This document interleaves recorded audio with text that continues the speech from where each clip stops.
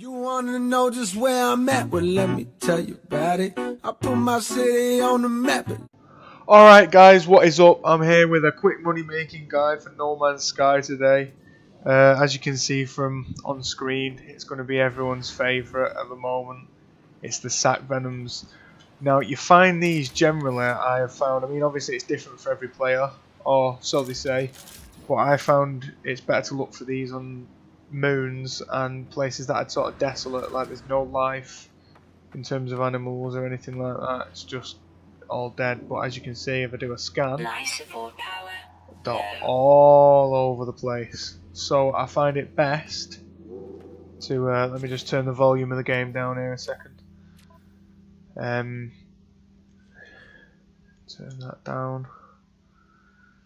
Yeah, that's fine. Okay, I find it best to shoot them with the bolt caster as opposed to with the mining beam, because you can get them from a longer range if you can aim well. The best place to sort of go for them in terms of once you've found a planet with them on is, if you look now, there's 1, 2, 3, 4, 5, 6. There's 6. There's 7 or 6 or 7 I can aim for here.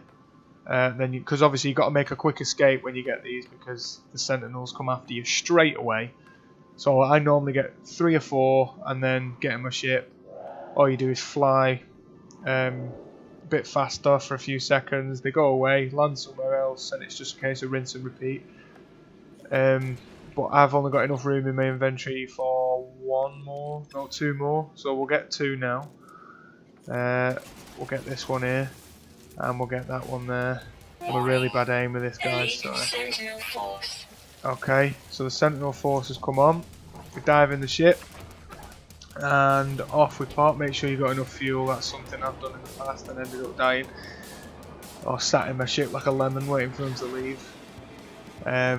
Be careful about the pirates as well, because if you have valuable cargo, as many as you will know from playing the game, as soon as you have anything that's half decent and worth taking, you get hostile subspace scan, and then you get absolutely levered with about 6 or 7 ships, or I do anyway.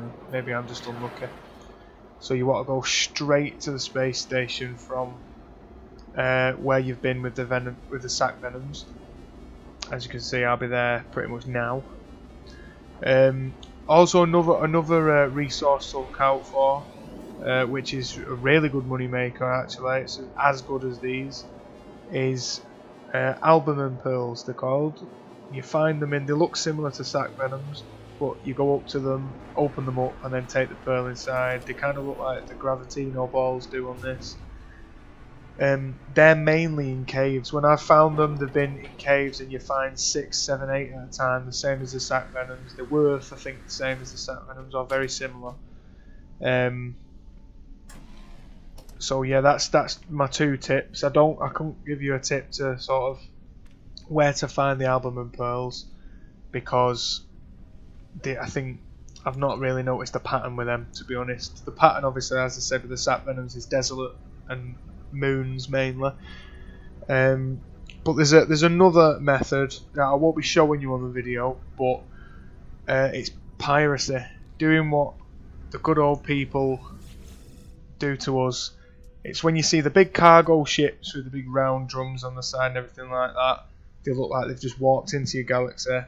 For this, just make sure you've got upgraded shields and weapons on your ship, and you will be absolutely fine. It's a case of rinse and repeat. And depending on what you get out of them ships, that can actually be more profitable than the sack venoms and the albumin pearls. But anyway, we'll sell the sack venoms. So we'll find them. Right, so we're below the galactic average, but you're still on 25,000 units per sack venom.